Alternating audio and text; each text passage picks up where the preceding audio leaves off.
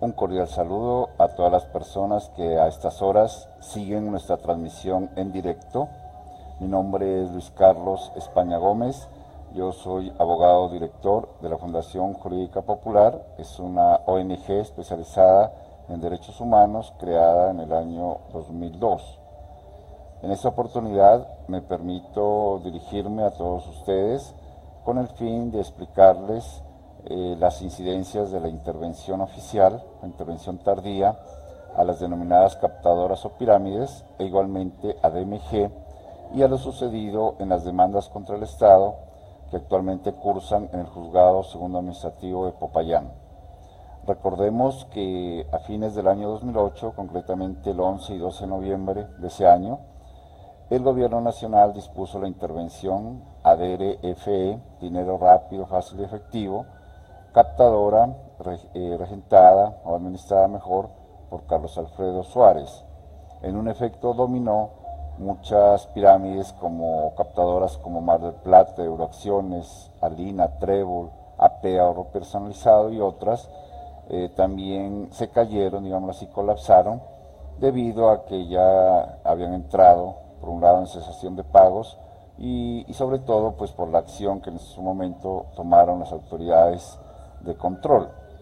8 días después, el 17 de noviembre de 2008, el Estado, a través de medidas de emergencia económica y social, concretamente el decreto 4334, ordenó la intervención de DMG.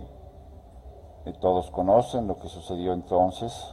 Al eliminarse, al suprimirse DMG, muchas personas quedaron afectadas, no pudieron recuperar sus dineros, y a la postre, merced a los agentes interventores y luego a lo sucedido con la liquidación de los bienes, los dineros recuperados en forma efectiva no alcanzaron ni siquiera el capital. Estamos hablando de cerca de 500, 600 mil pesos en el caso de DRFE y una suma mucho menor en el caso de DMG, alrededor de 300 mil pesos, que fue lo que se entregó en realidad a las víctimas. Desde un principio se planteó que podía existir una responsabilidad en cabeza de la Superintendencia Financiera de Colombia e incluso el mismo presidente de la República de ese entonces, porque las intervenciones no fueron oportunas. Cuando ellas se realizaron, muchas personas ya habían perdido sus dineros o ya habían confiado pues sus ahorros de toda la vida, sus patrimonios, habían vendido carros, etcétera, o habían sacado las cesantías y las habían depositado en estas captadoras que funcionaron durante muchos años a ciencia y paciencia de las autoridades, y lo que es más grave, como se descubrió ya en los procesos contra el Estado, fueron expedidos usos de suelo por parte de los municipios para que estas entidades pudieran funcionar. Recordemos que actualmente ya no se exige licencia de funcionamiento, sino uso de suelos, de acuerdo al POT de cada municipio, para establecer si un negocio en particular puede o no puede funcionar en determinado sitio de una ciudad. En las sedes del DRFE, de DMG, se expidieron esos usos de suelo, lo cual también indujo naturalmente a que las personas se confiaran en la aparente legalidad de estas empresas, entre comillas, dado que tenían locales comerciales, funcionaban en forma pública, e incluso en algunos casos en las sedes del DRFE la misma policía ayudaba a controlar las interminables filas de depositantes y también de personas que iban a cobrar pues, sus dividendos, sus intereses. La captación masiva como tal se encuentra establecida en Colombia desde hace mucho tiempo, desde el año 1982 con el decreto 2920. Es delito recibir dinero del público sin tener la autorización oficial, que la imparte únicamente, de forma exclusiva, quiero decir, la Superintendencia Financiera de Colombia, o antigua Superintendencia Bancaria. Esta es una atribución que la tiene en forma exclusiva el Presidente de la República, quien entre sus funciones, establecidas en el artículo 189 de la Constitución Nacional, dice que él debe regular la actividad financiera, debe controlar pues, quién puede captar el dinero público, y esa función la ejerce delegándola al Superintendente Financiero de Colombia. Entonces, Por ejemplo, la Fiscalía pecó por omisión, al igual que otras autoridades, porque bastaba una simple visita a estas captadoras, una inspección judicial, para exigir entonces que se les exhibiera el permiso para operar como bancos, o sea, el permiso para captar dinero del público, y naturalmente que estas entidades no lo tenían, eran totalmente ilegales, de manera que entonces el delito se estaba configurando, se estaba consumando día a día y existía flagrancia. El hecho es que en Bogotá, por ejemplo, en las sedes del DMG, en Pasto, el DRFE, en Popayán, en el Putumayo, en todas las ciudades donde existieron esta captura de DRFE, las filas eran interminables, muchos alcaldes habían colocado alertas a la potencia financiera, y sin embargo se dedujo en su momento que no existían las normas adecuadas o las herramientas de ley, y por eso se acude entonces a medidas de emergencia, pero ya todo estaba consumado. Muchas personas habían depositado, habían su confianza y su dinero, obviamente, en estas empresas, las cuales se las llegó a catalogar como las mágicas dobladoras. Y en realidad pues no tenían ningún respaldo, como luego se descubrió. Tal vez las personas, los ciudadanos, pecamos de ingenuos o no fuimos cuidadosos, no investigamos de dónde venía el dinero, pero el hecho es que incluso la misma DIAN cobraba impuestos sobre los rendimientos, se cobró el impuesto predial a las sedes de DMG en Bogotá, se cobraron impuestos de industria y comercio, qué no decir también de la expedición de los usos de suelo. Todas estas pruebas constan en las demandas contra el Estado, excepto el cobro de impuestos por parte de la DIAN, entidad que en su momento se negó a certificar esa prueba pedida por el Juzgado Segundo Administrativo, aduciendo que no se le había entregado el número del NIT. Nosotros, cuando llegamos a la etapa de alegatos de conclusión, insistimos en que el juzgado decrete esa prueba para mejor proveer antes de dictar sentencia. Estaremos pendientes porque ya a partir del 18 de agosto de 2016, el proceso, luego de surtirse las diferentes etapas de audiencia, de conciliación, surtirse luego la etapa probatoria porque no existió ánimo de conciliar por parte del gobierno, y luego ya de pasar también los alegatos de conclusión, surtirse también esa etapa procesal, ya se encuentra listo para emitir el fallo de primera instancia, o sea, la sentencia que comprende a todas las víctimas del país en cerca de 6 entidades de captación ilegal. Entre ellas estamos hablando de DRFE, de DMG, de Alina, de Trébol, Euroacciones, AP Ahorro Personalizado y otras. ¿Por qué el proceso está en Popayán y no en Bogotá o en otra ciudad? Porque el Consejo de Estado en su momento, al definir un conflicto de competencia entre el Juzgado Primero Administrativo de Pasto, en ese entonces existente, y el Juzgado de Neiva, determinó que estos procesos en realidad debían surtirse en un solo, bajo una sola cuerda acumulados, pero en Popayán, Juzgado Segundo Administrativo, en donde se descubrió que existía o fue interpuesta la demanda más antigua, la primera demanda, incluso que ahí se había acumulado también los casos de DRFE, de DMG y de las otras captadoras mencionadas. El año pasado, por orden también del Consejo de Estado, fue acumulado el caso de Euroacciones.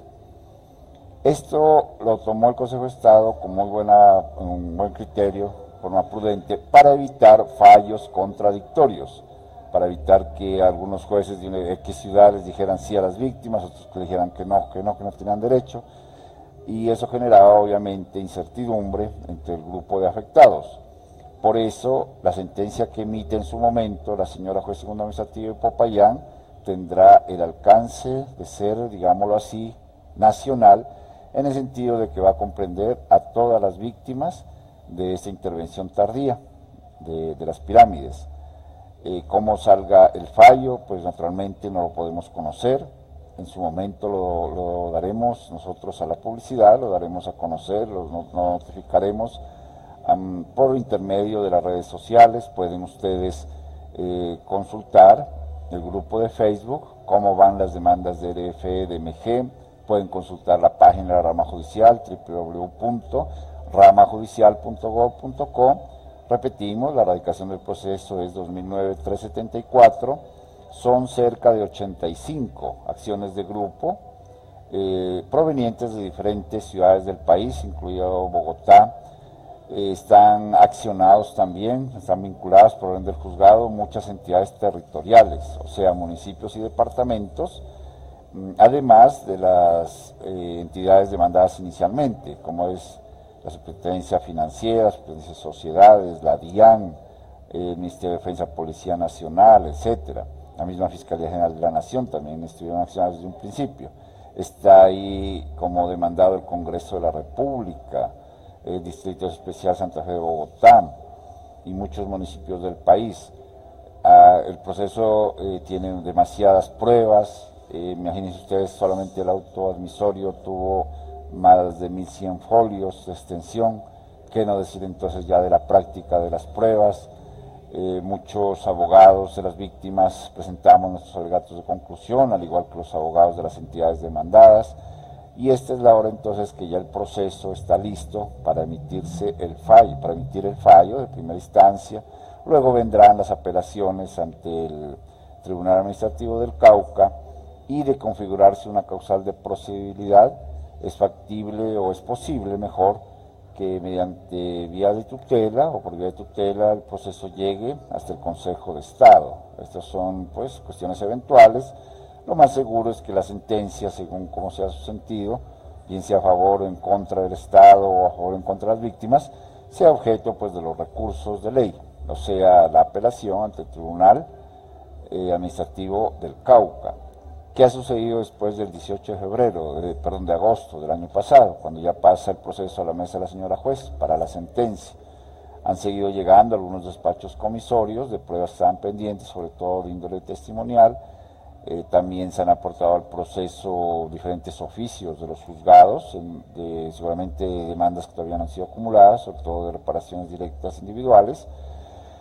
Y también hay memoriales poderes de abogados de las entidades en donde ellos renuncian a los poderes, dado que seguramente se les han vencido los contratos de prestación de servicios, y entonces las entidades deben nombrar nuevos apoderados.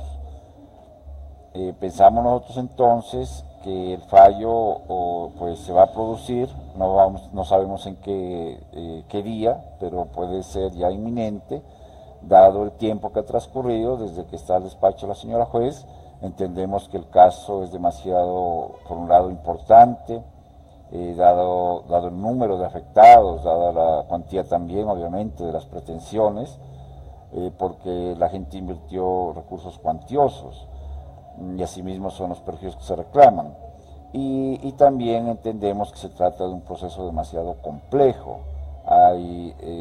Naturalmente va a causar un impacto fiscal, y de ahí pues que la señora juez se había tomado este tiempo para hacer un estudio ponderado, un estudio mesurado de todas las pretensiones, de las pruebas del caso, y esperamos que el fallo, la sentencia, pues se emita en derecho, como es prenda de garantía, la rama judicial, y en su momento, como decía, lo daremos nosotros a conocer. Pueden ustedes escribirnos al correo fundacionjuridicapopular@gmail.com. Igualmente pueden seguir las emisiones de las notas judiciales. Es una sección del programa La Parrilla, que se emite de lunes a viernes a las 11:30 en Ecos de Pasto. Esta emisora es transmitida por Facebook también. Puede ser sintonizada en todo el país por www.emisoraecosdepasto740.com. Igualmente, repetimos, tenemos nuestro grupo en Facebook desde hace varios años que se llama ¿Cómo van las demandas de RFE y DMG?, en donde periódicamente hemos publicado el estado del proceso tal como aparece en la página de la rama judicial. Esta es la información oficial. Es un proceso que tiene más de 1100 actuaciones y está vigente. A veces hay falsos rumores, la gente dice, no, es que ya no siguen, no, están vigentes, y la sentencia de Popayán es la que va a definir a nivel nacional la suerte de las víctimas, de sus pretensiones de carácter indemnizatorio. y no solamente para el caso de DRFE, sino de DMG, de Euroacciones, Salina, Trébol, AP, ahorro personalizado. En el proceso se descubrieron, les decía al principio, una serie de irregularidades, tanto en la intervención de esas entidades o empresas, entre comillas, como de la misma liquidación. Por ejemplo, se descubrió que en el año 2010, luego de realizarse la intervención, 2 años antes a DRFE, aparece una cuenta de ahorros de 48,000, con saldo vigente de 48,000 millones de pesos, la cual no había sido incluida en esa intervención, o sea, no se sabe si esa plata fue o no devuelta a las víctimas. También hubo un problema que todo esto lo descubrió la Contraloría General de la República cuando hizo una visita a esta intervención. De eso existen pruebas, está el informe en el proceso. También hubo un problema del cual da cuenta la misma Contraloría sobre unos honorarios que cobró una liquidadora de DRFE como interventora, y ella nunca fue interventora, sino otro profesional que designó en su momento superintendencia. Ella devolvió ese dinero, pero naturalmente que hubo una especie de detrimento. Y lo más grave, digo yo, que eso también configura una falla en el servicio, fue que jamás se le pudo garantizar a la gente la devolución de por lo menos el capital. La razón de ser de esas intervenciones fue que no se debe exponer a la gente a una estafa masiva, pero cuando ya se realizaron ya no había nada que hacer y jamás el gobierno dispuso de un fondo para indemnizar a las víctimas. Lo que se devolvió es el dinero que se incautó. Tampoco se hicieron remates de los bienes, de los numerosos bienes incautados.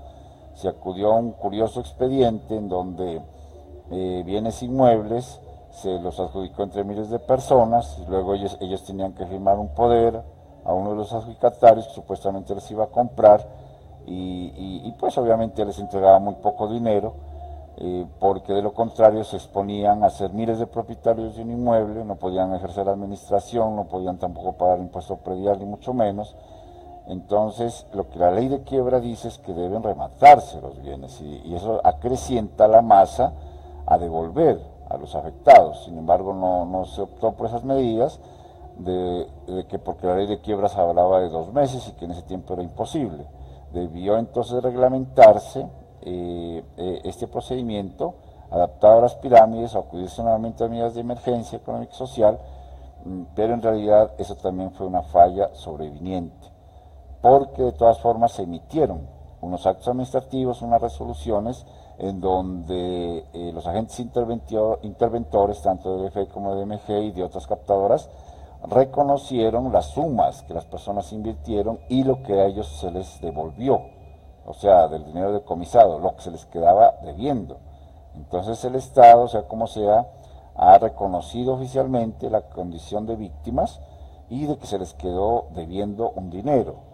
Naturalmente no se puede pretender que también se les pague pues los intereses excesivos por fuera de la ley que les otorgaba pues o que les hacía creer que les iban a pagar esas pirámides. Pero lo cierto es que las víctimas existen y sus derechos están intactos. Hay que admitir también que parte de la responsabilidad está en las mismas personas, fueron incautas, fueron ingenuas o peor aún, se llenaron de ambición, pensaron que la vida se les solucionaba a través de estas captadoras y no fueron previsivos en investigar de dónde venían esos dineros.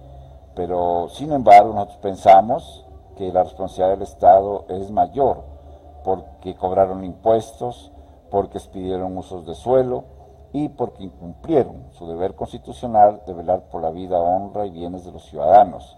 Nosotros no vivimos en un estado de laissez-faire, laissez-passer, o sea, donde el Estado no intervenga para nada y que todo lo regule el mercado. Para eso hay controles, para eso hay autoridades.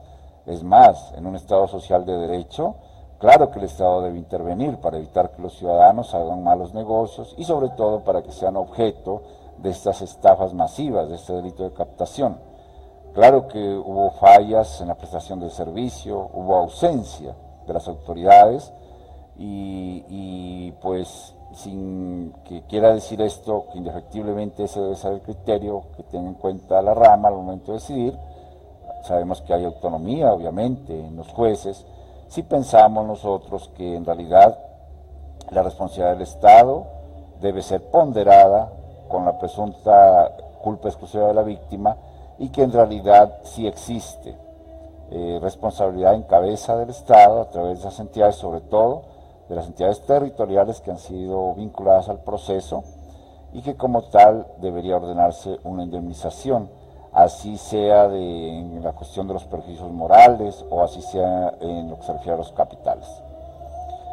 Bueno, entonces reiteramos nuestros contactos: el teléfono WhatsApp 311-670-3190, nuestro correo fundacionjuridicapopular@gmail.com, tenemos nuestro blog, es Fundación Jurídica Popular de Colombia.blogspot.com, y el grupo de WhatsApp, el grupo de Facebook, que lo tenemos desde hace varios años, que se denomina Cómo van las demandas de RFE y de MG. Ustedes pueden pedir que se los integre, que se los acepte en este grupo, y podrán acceder a los diferentes informes que hemos publicado. Igualmente este video va a quedar publicado en YouTube y en el grupo, en Facebook y en mi muro, para que lo estén consultando, y a través de estos mismos medios les vamos a informar cuando se emita la sentencia correspondiente. Siempre me consultan sobre las personas que por X circunstancias no alcanzaron a demandar, que no se hicieron parte en los procesos antes de la apertura a pruebas. Ellos todavía tienen una última oportunidad 20 días después de la sentencia, si esta es condenatoria, si esta es favorable para ellos. Les estaremos informando. De todas maneras, pueden escribirnos al correo a fundacionjuridicapopular@gmail.com consultando sus casos, y según como sea el sentido del fallo, entonces tienen todavía, repetimos, esa última oportunidad. No hay que dejar vencer los términos. No es como a veces se piensa en el imaginario popular, que cuando se trata de casos colectivos en donde mucha gente está afectada, entonces que demanden algunos y que después los demás están a la expectativa, se aprovechan del trabajo de los primeros, y que entonces a mí también me tienen que dar, que por principio de igualdad. No, eso no es así. La persona que no demanda en tiempo, la persona que no ejerce sus derechos como es, pues obviamente no se va a ver beneficiada entonces de una sentencia, porque sus pretensiones no han sido puestas o colocadas mejor a consideración pues de la justicia. Les habló entonces para todos ustedes Luis Carlos España Gómez, y soy abogado director de la Fundación Jurídica Popular de Colombia. Tengan muy buenas noches. Muchas gracias a todos.